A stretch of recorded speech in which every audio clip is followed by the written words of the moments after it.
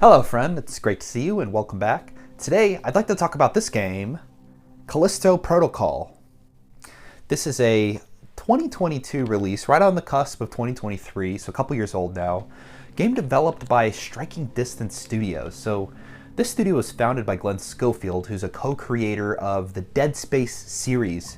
So when this game got announced, not only was the public quite hyped for it, I was as well, as somebody who was a huge fan of Dead Space and knew Glenn Schofield from his work as part of the company that produced those games. And many of the team members who had previously worked on both Dead Space and Call of Duty Advanced Warfare came and joined the team to produce Callisto Protocol. The game was also published by Krafton Inc., who is most well known for publishing PUBG, Battlegrounds. So originally Callisto Protocol was going to be a game intended to be part of the PUBG universe, but eventually became its own standalone IP, something I thought was quite interesting indeed. But the game is set in the year 2320 on Jupiter's dead moon Callisto. And you play as this character on the front. His name's Jacob Lee, and he is a cargo pilot who crash lands near Black Iron Prison.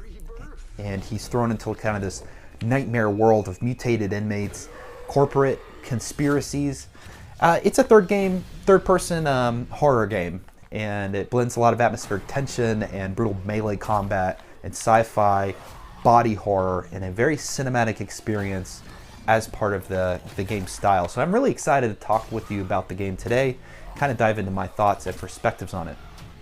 The game was not without its controversies on release. It was rushed quite a bit to meet its release window, with reports of content being cut from the final game and performance optimization kind of lagging behind the actual game release window as well. There was also big-faced criticisms for the game's performance issues, as I mentioned, but also internal company culture. There was a lot of crunch going on and issues at launch, especially around the PC release of the game. So there was a lot of drama here, and that was kind of unfortunate because Glenn Schofield, I always had quite a positive perspective on Glenn, but it seemed like there was some mishandling going on at the time the game was coming out. So anyways, I want to dive into a little bit about my perspectives on the gameplay. Before we do that, let's take a look at the game. So this is the day one edition of Callisto Protocol. Now the funniest thing about having the day one edition is I actually bought this like day 500. But on the back here, we see fear takes no prisoners. On Jupiter's dead moon, a mysterious outbreak has thrown Black Iron Prison into chaos. Fight to survive. And boom, we have not too much else on the back there. Pretty straightforward. And on the front, we have our main character, Mr. Jacob himself. He's just kind of chilling in the dirt, I guess.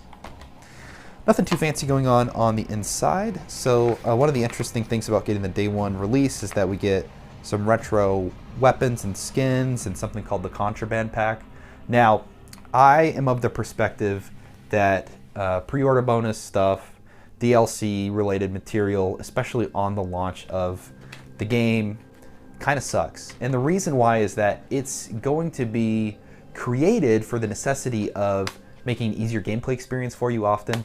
Like, you get Contraband Pack, you get a stronger weapon, you get some additional credits so you can buy items and just make your means of going through the game easier. But unfortunately, like, as a survival horror game, you would want the exact opposite of that. I just don't understand it. It's kind of a goofy perk for getting the pre-order, but I do think it's funny. I got the day one edition for way further out than day one itself. So the game is quite handsomely up on the shelf. So let's talk a little bit about Callisto Protocol. And the first thing I always love to talk about is the gameplay. Gameplay is so important for the gaming experience, of course, in most games. So let's dive a bit into the mechanics. The mechanics of this game really are about its combat. That's a huge form and function of the game. The combat is a mix of melee and ranged attacks with a dodge system that really relies on holding left or right before an enemy strikes, or just all the time. You can just hold it back and forth and then you'll just dodge away. I will say that the combat does, though it is unique and different in its approach compared to a lot of games, feel pretty uninspired. And the big challenge with it is that it doesn't really evolve beyond that core function of just holding left or right and then attacking and attacking. There are some cool components going on as well, such as the GRP, which is this gravity restraint projector, I want to say is what it's called.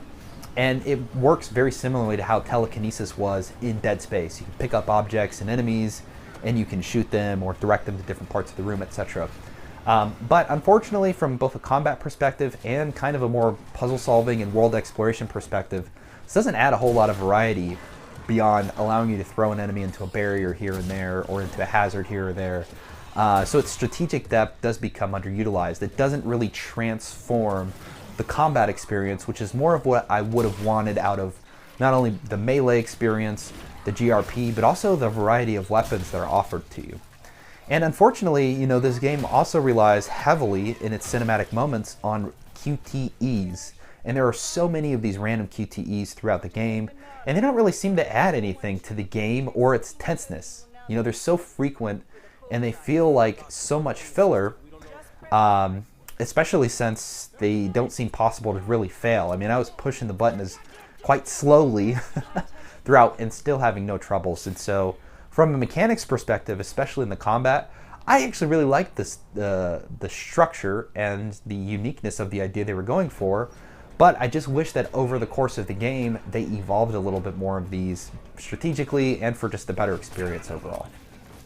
Now, aside from the core combat loop is the gameplay loop itself, and this mostly involves exploring linear corridors around Black Iron Prison, fighting the mutated inmates that come along the way, and collecting audio logs and other items you'll find around the environment. So one of the things that I really struggled with was, especially having played Dead Space, you know, the remake not so long ago, within like the past year or so, is that Black Iron Prison and Callisto Protocol in general felt very linear. You know, there's no real puzzles in this game, except for maybe walk around this thing and hit a switch, and they're so infrequent. You're rarely off the beaten path, you know, looking for secrets, backtracking to find loot or treasures that were locked away. Some more Metrovania experience style stuff going on. It's just not present here. And so the lack of exploration and environmental storytelling is really limits the replayability. You know, you're often going to rely on the dialogue to carry you through the beat by beat of the game. But Black Iron Prison at large is just not a very interesting place. You can pick up audio logs and you can hear different things about what happening to guards or prisoners or scientists, such as at the prison, but I never really felt particularly engaged with that style of game to begin with. And so to walk into Callisto Protocol and you're just going from corridor to corridor to corridor, picking these up and running to the next one, sometimes them getting interrupted by both combat and cinematics, etc., just kind of felt like the game developers didn't really care either, and it was just added in so that you could get some better context on the gameplay experience. And the hardest thing is that in situations where you do find these secrets, these secret corridors, these treasures, etc., there might be circumstances in which you moved a little too forward in the main beat and the main path, and it's triggered a checkpoint. And these checkpoints can be very annoying because they're triggering situations where you'll have to potentially backtrack if you were to fail between that checkpoint and the next. You'll have to re-pick up items.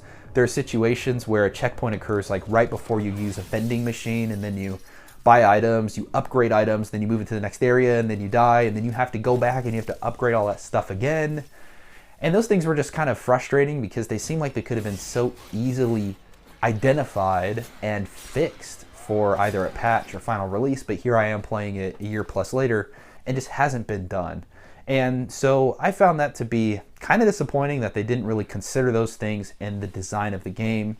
And unfortunately, they really were a miss for me overall in the experience. One thing I did really like was that the HUD and the UI experience were very straightforward and minimal. So the HUD is something that I love to see as minimal as possible in a gaming experience, because all of that data and information on the screen, unless it's very contextual to the style of game or what's going on, such as Armored Core has a very cool UI designed to make you feel like you're in a mech. Here it's minimal, and I like that because it enhances the immersion of just being stuck in this prison and I guess moving through your corridors.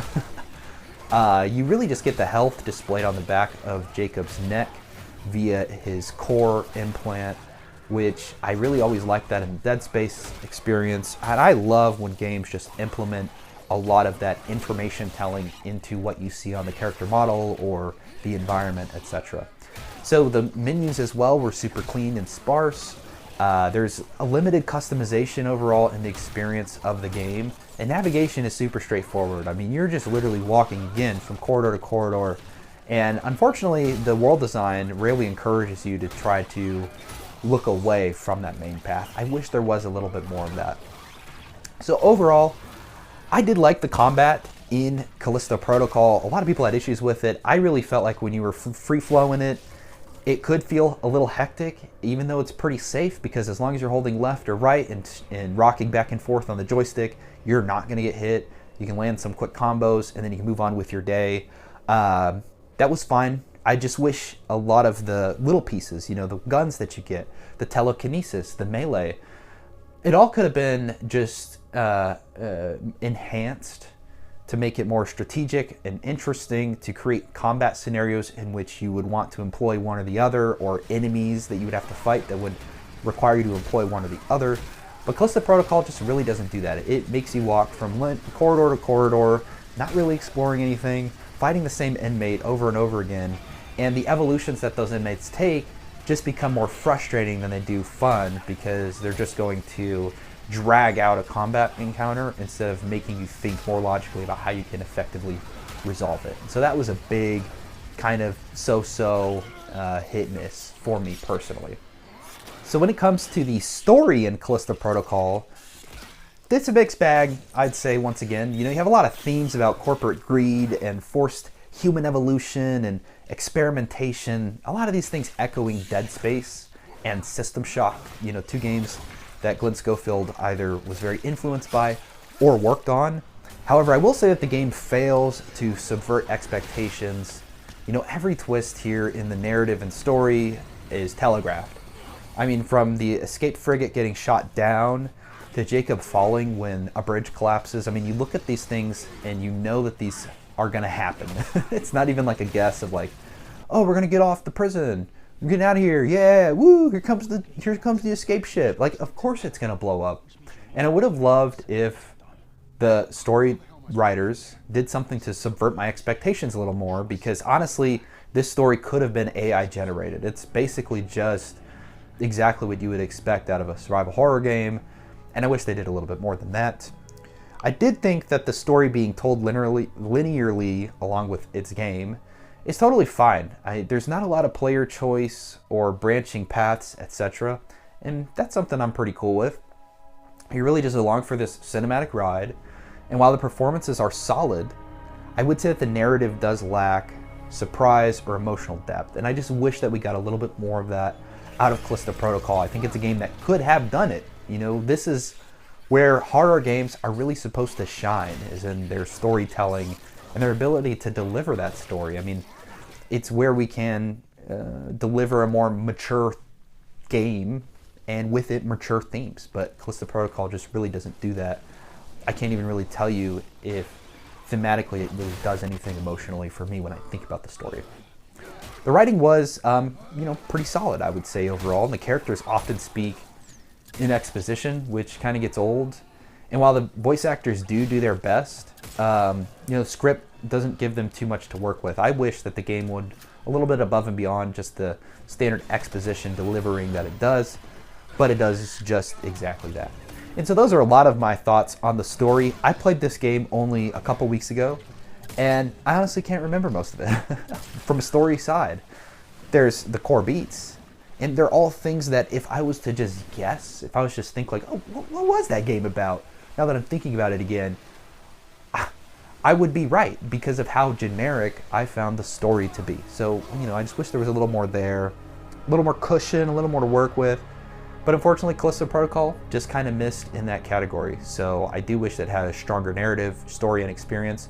And one of the things that is totally unforgivable from a story perspective is you're making a game to do exactly that, to tell a story, to invite the gamer, the audience in, and to say, hey, here's what we want to tell you about. But I'm not a big DLC guy. To lock your ending behind a DLC is honestly kind of pathetic and frustrating. So I just played the main game. I'm not going to go out to buy the DLC so I can see the actual ending. I played the main game, and the main game ends in a crappy way. I mean, what do you want me to say? It's so, again, generic and easy to have guessed exactly how it was going to end, and I would have been right. And so, unfortunately, the story was a huge miss for me. It kind of sucked. Now, a couple areas that I do think Callisto Protocol does get right is in its sound design and in its visual atmosphere. So I wanted to talk through those things. First, let's talk a little bit about the voice acting. So Josh Duhamel and Karen Fukuhara, they deliver really strong performances as our core protagonists that we're going to follow throughout the games. Sam Witwer is also here, and he adds a lot of menace as Ferris, one of the main antagonists for the game as well, even though he only shows up a couple times. I thought he did a good job with what he was given. And this cast was pretty well chosen. I would say even if the writing itself is kind of flat, they deliver good performances, and those performances do push along the game and at least kept me interested in seeing what was going to happen to these characters just because I was invested in who they were both off and on screen, to be honest. So that was pretty great, and I was happy with the voice acting choices. The sound effects are visceral. You know, you get some very squelching body horror and mechanical ambiance going on throughout the course of your experience and visit to Black Iron Prison. And that was super cool. Though there are areas where you're trying to do the opposite and be as quiet as possible. So you have all these stealth mechanics kind of built into the gaming experience. And I would say that these suffer from poor sound logic with the AI. The AI will detect your footsteps if you get close enough to them. They're going to know exactly where you are. But they will not hear the gushing death sounds of a fellow mutant getting taken down in the event that you're doing exactly that, even if you're standing right next to him. And it was something that was so breaking of my immersion that I just really couldn't get over it. But overall, you know, that's more of a gameplay critique. The sound design that they were going for, I really loved, and I enjoyed quite a bit. And I would also say the score that comes along with Callisto Protocol is atmospheric. It leans heavily on tension building, kind of drones and industrial tones, and these things I really loved. They complemented the horror, but they didn't really stand out as being memorable, and that's honestly something that you really want in a game such as this, because the audio, the sound, the music is really just to build the atmosphere and the immersion here, and it was never quite so catching that I was taken away from the experience. And so I did overall have an appreciation for what they were doing in the sound design world for Callisto Protocol. Now visually, I think this is where Callisto Protocol is the strongest in its various aspects. You know, the graphics really deliver. I would say that by 2022, the standards of the day in which the game was launched, plus some subsequent patches I'm certainly privy to, having played it a couple years later, Callisto Protocol is a visually stunning, high fidelity, character model driven, detailed environment with excellent lighting, especially through the ray tracing technology game. Like, there's just so much going on here that I loved looking at and kind of just digging into this environment as I was exploring the world.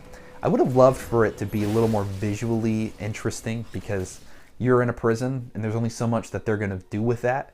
But from its cinematics to its gameplay, its mutant models, etc., visually, I just thought that this game tells such a stunning story, you know, just through its visuals. And I think it was a big part of why it was so compelling to people when they first saw the game get announced, just because it truly looked next gen, and it still does even a couple years later. So I would say that visually this game is where it's strongest and it excels the most. On a performance side, I can't really speak too much to the launch experience. I heard it was quite rocky, especially on PC. There was a lot of stuttering, there was a lot of optimization issues. Consoles, they fared a bit better. But when I played the game, I didn't have too many experiences of these performance type of issues on the PlayStation 5. So I would say overall the experience was quite well for me.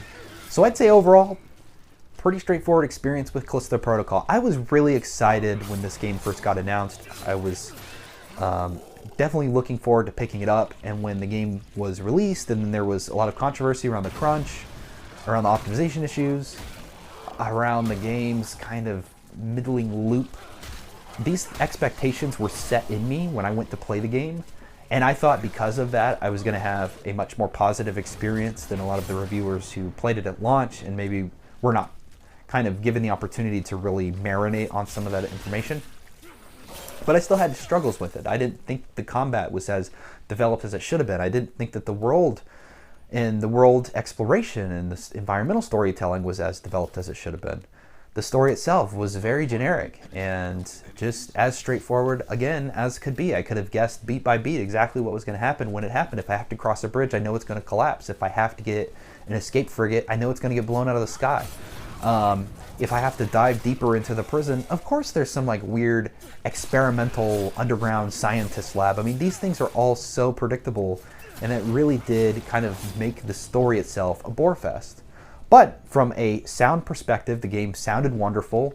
The voice acting and the performances given by the main cast are great, and they do work, even though their writing and their dialogue are not particularly impressive. And just visually overall, Callisto Protocol is still one of the best looking games that I've played on the PlayStation 5. And so I think just for that alone, to go in and wander around and experience the environment, put it on an easy difficulty, trudge through it like you're playing a Telltale game and you're just experiencing the story itself. And even though that's not going to blow you away, you're going to have the opportunity to play what I find to be a pretty interesting game, which now sells for pennies on the dollar. I mean, honestly. So it's easy to pick up, easy to find on the markets. And so I would say Callisto Protocol is worth trying. Just have your expectations set about what you're getting into. It's not going to blow you away. And I am hoping that, you know, future Glenn Schofield is going to get an opportunity to try this again and maybe just do something different. It doesn't have to be Dead Space, you know. And EA